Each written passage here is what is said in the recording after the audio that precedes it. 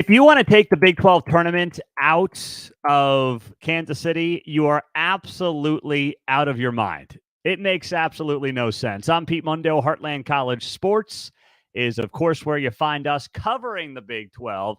It's been a busy week. We're at the halfway mark of the Big 12 football season. We've got the college basketball season right around the corner. Big 12 Media Days was in Kansas City this week. The women on Tuesday, the men on Wednesday. It was a crazy week for those of us that follow college sports, especially in the Big 12. And we had it all covered for you. We had a couple of guys, Matthew Postins and Joe Tillery, doing great work at the T-Mobile Center for Big 12 basketball media days this week. So credit to those guys. We had you fully covered on all the football action, but it was a lot happening. And one of the most interesting conversations coming out of Big 12 Media Days was about how the Big 12 tournament is staying in Kansas City through 2031, most likely. Brett Yormark said at his press conference that he is working on finalizing that deal with Kansas City. And by the way, we put that clip up on Twitter. I guess it's now X, right? And it got over 500,000 views. It caused a lot of controversy. I didn't think it was going to cause any controversy, but I guess I should have known better. There are a lot of future Big 12 fans from the Four Corners, Utah, Colorado, the Arizona schools, and some in the new Big 12 who just don't get it. And that's okay. I mean, I understand.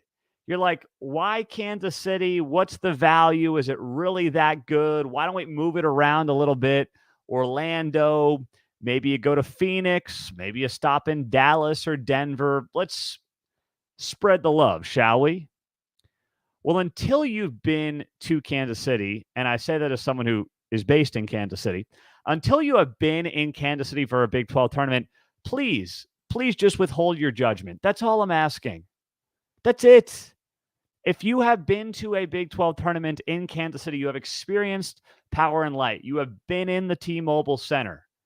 You've seen all that this tournament offers in this town.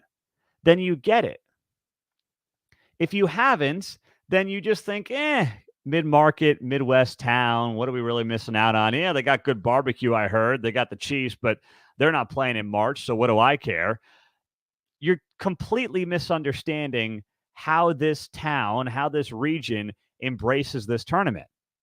So it really got kicked off by Utah fans. And I'm not picking on you if you're a Utah fan. I'm not, because there's a lot of you that are listening and watching the show and a part of the show, subscribe to this show on the podcast and whatnot. And we love our future new friends in the Big 12. But boy, you guys have some loudmouth idiots as well. Every fan base does, don't get me wrong. But there's a lot of them coming out of Utah, and they're just showing up out of the woodwork here, who are just completely insistent on Las Vegas being the way to go for the Big 12 tournament, or at least getting it in the rotation. And I'm here to tell you that I have talked with Big 12 sources.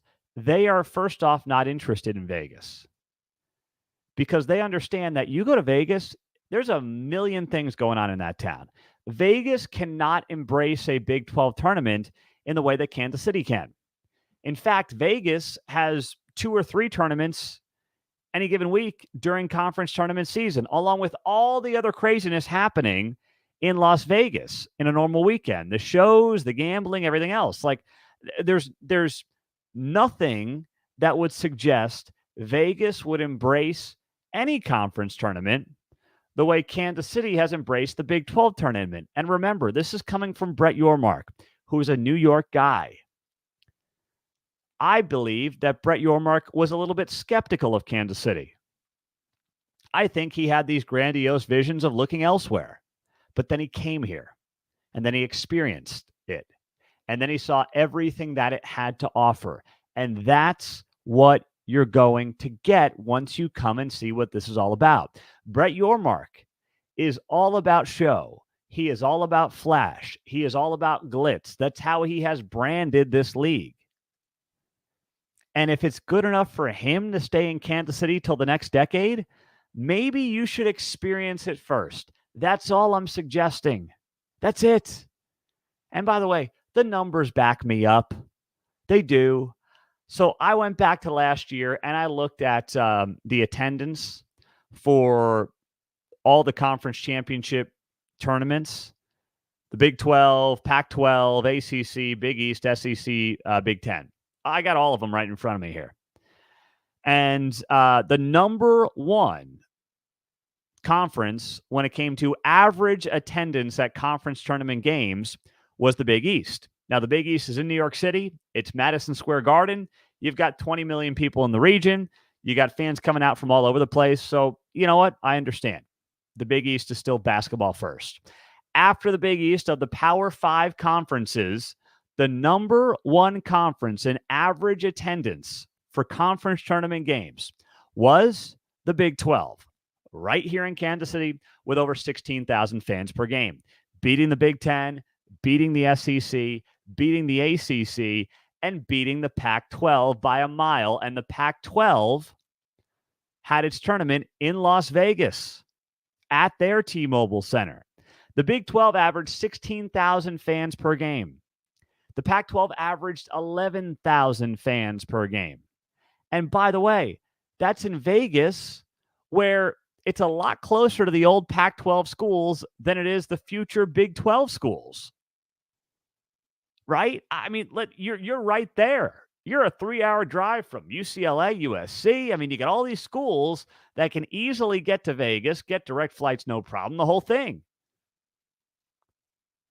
It's super simple for them. And the Big 12 outdrew them by nearly 50%. The Big 12 averaged 16,000 fans per game at the T-Mobile Center in Kansas City. The Pac-12 averaged 11,000 fans per game in Las Vegas. So that also tells me that Vegas is not the draw that the pro-Vegas people are turning it into. It's just they're a bunch of gambling degenerates who want to, I don't know, not actually go and watch basketball. If you want to go to Vegas, go to Vegas. But don't bring the rest of us there, all right? The rest of us are having a great time in Kansas City. And if you really want to place bets, all you have to do is drive over to the Kansas side of the state line, which is 5 minutes down the road from T-Mobile. Not even. It's 2 minutes. And you go place your bet in Kansas on your app, and then you go back to Missouri and you watch a game. Trust me, it couldn't be easier if that's really your concern. And then I looked at the Big 12 when it comes to attendance at the conference tournament over the last several years, since it's been in Kansas City dating back to 2010. And first off, the most attended Big 12 basketball tournament, top to bottom, in its history was 1997. That was the first one. And that was at Kemper Arena in Kansas City, Missouri. After that, the next highest attended Big 12 tournament was 2011. That was in Kansas City, Missouri, at now T-Mobile Center, formerly Sprint Center.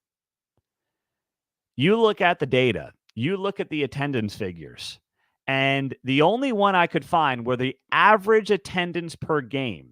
Remember, you're going to look at the attendance totals, and you'll see higher numbers from 2000 to 2010, 2011. But remember, there were more teams in the Big 12. So overall attendance doesn't matter. The thing that matters is how many fans per game. What's your average attendance per conference tournament game? And the only one outside of Kansas City that comes close is 2007. It was in Oklahoma City that year, and that was the year of Kevin Durant and Texas. And it was Kansas versus Texas for a Big 12 championship in the conference tournament that year. Kevin Durant was playing for the Longhorns. So obviously that was an enormous draw for a lot of different reasons. But that's the only time that the tournament in its different iterations has come close to matching the attendance it gets in Kansas City. It's been in Dallas. It's been in Oklahoma City. It always does best in Kansas City. That's not even debatable. It's just not. Every data point I just rolled out for you shows that, clear as day. The tournament succeeds. It does well when compared to itself in other cities, and it does well when compared to the other power conferences. So why fix something that is not broken? Especially when many of you And I say that as future Big 12 fans, or maybe new Big 12 fans, haven't been here to experience it.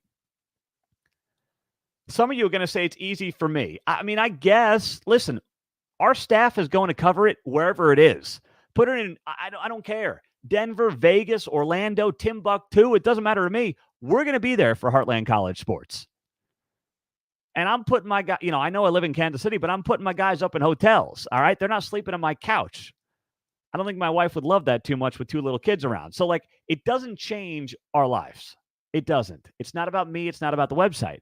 I'm just sharing with you the data. And the first time I saw the Big 12 tournament in action was 2018. And boy, you get in that power and light district. To me, it's the unofficial start of spring. You get those perfectly crisp March spring days in Kansas City. You got power and light going wild. You got the school bands playing there. You got the beer flowing in the yard. Life is good. And I'm telling you, I welcome every one of you who question it to come.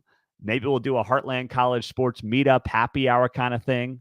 Get to know you guys and convince you that you are going to have an absolutely outstanding time. So this was a great decision by Brett Yormark to try to extend the Big 12 tournament in Kansas City through 2031. It's an absolute no-brainer, and it's something that the conference should be getting done as quickly as it can. And it looks like that is exactly what is going to happen. So I'm fired up about that. Welcome in. I'm Pete Mundo on Heartland College Sports. I hope you hit the thumbs up button on YouTube. Also, subscribe to the show. That way you never miss one of these shows. If you're on the podcast, you know what to do, right?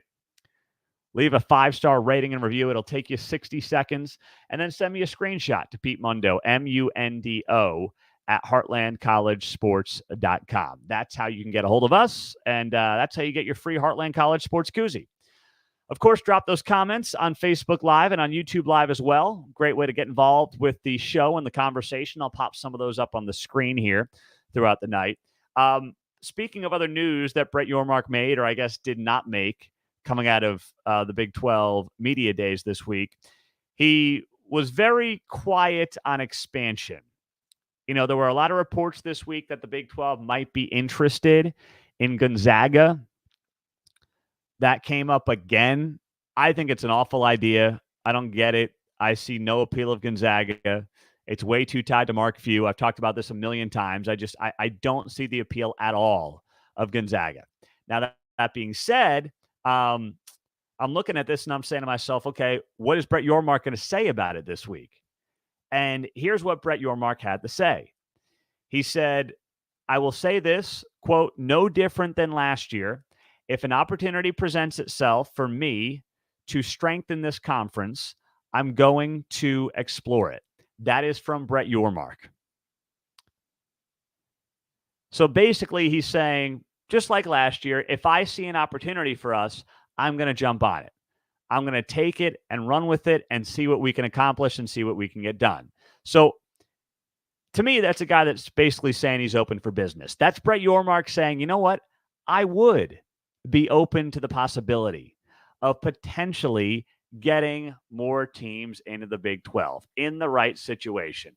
Maybe it's Gonzaga. I hope it's not, but maybe it's Gonzaga. Maybe it's a couple of ACC schools if that thing continues to fall apart. Maybe it's Oregon State. Maybe it's Washington State. But clearly, he brings up the obvious. The league remains open for business. And why wouldn't he say that? If you're not growing, you're dying. That's how it works in college sports. So for Yormark to say, yeah, we're done, this is it for a while. Now, it probably is it for a while, but he'd be foolish to say that. So he's not going to say that. So he said the right thing, which is same position as last year. If there's a good opportunity for us, we're going to jump on it. But that was all that he had to say about Big 12 expansion at Media Days. He really didn't give anything more than that. So leave me your comments, by the way. Do you want the Big 12 to expand? Do you not want them to expand? Who do you want to see them go get? I am not nearly as opposed to Oregon State and Washington State as some people are.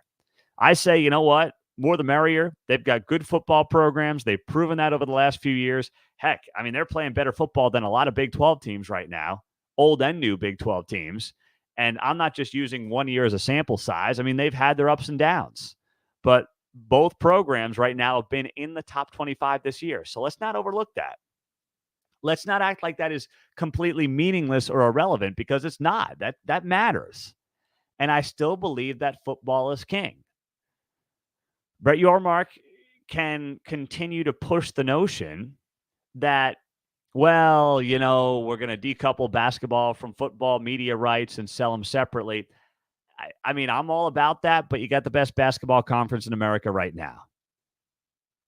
Gonzaga is not going to change that in a large enough way to justify adding them in basketball. And then there were like a few other sports that were being talked about, like soccer. And it's like, you're going to fly soccer teams from Orlando to Spokane, Washington.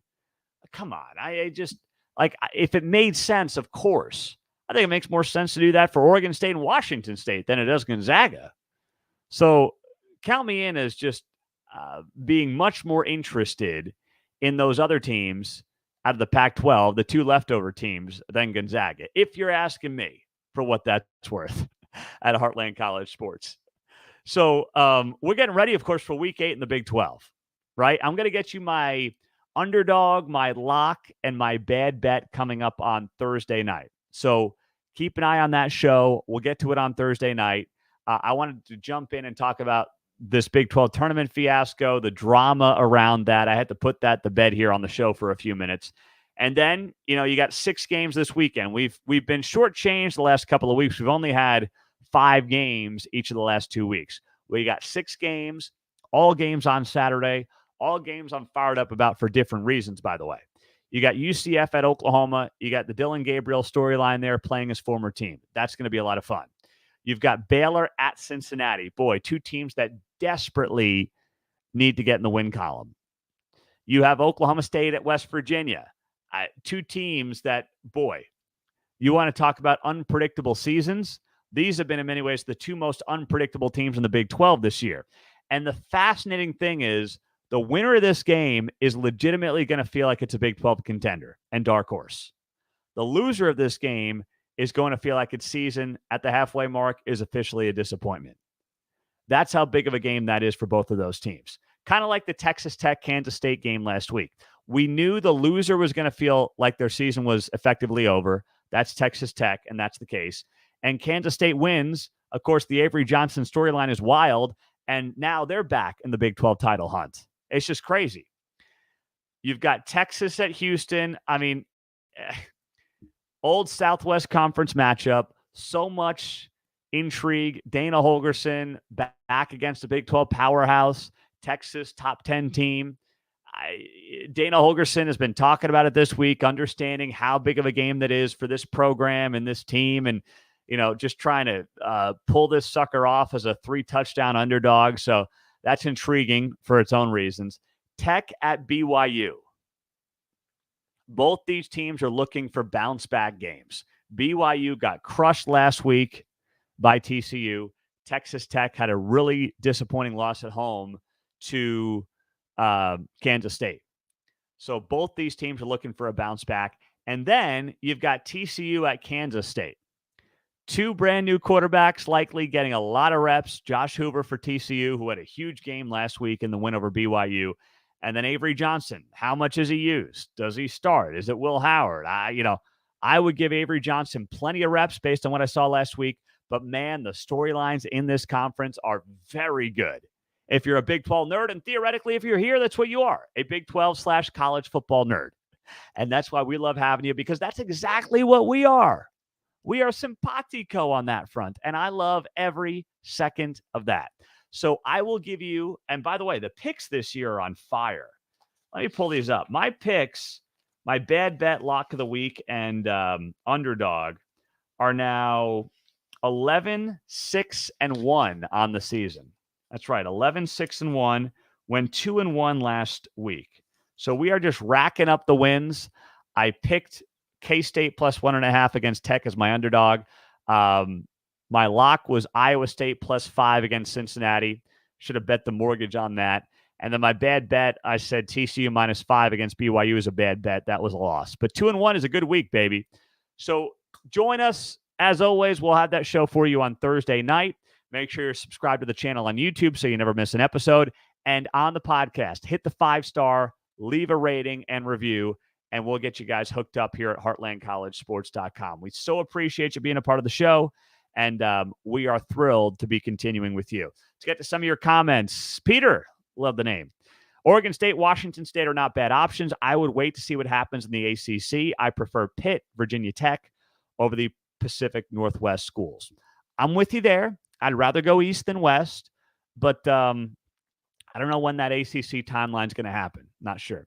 Reagan asks, let me see the TCU sign. You're right. There it is. You see it there? You happy now, Reagan? Sorry, man. I got 14 teams here. I can't fit everything in the screenshot. I'm trying to. G. Brew writes Utah figures, talking about the Big 12 tournament. No, listen. I love you, Utah fans. I'm glad you guys are here, but you got some bad mouths. Yeah, big mouths, I should say. Big and bad mouths, and not very smart mouths either. And they are being very vocal about this. So they just got to chill out. Everything's going to be fine. We're going to get through it together. And come to Kansas City, first beer's on me, okay? Find me at Power and Light District. We'll have a good time together. I promise you. I'm Pete Mundo. Have a great night, guys. Take care. Hit that subscribe button. Join the show. And we so appreciate you being here. A lot more Big 12 content on the website at heartlandcollegesports.com. And also on top of that, make sure you are checking out our other shows. We've got a TCU show. We've got K-State. We've got a lot of Big 12 shows on podcast exclusive. So search Heartland College Sports wherever you get your podcasts. Subscribe to all the shows if you want. And we'll talk to you soon. Take care.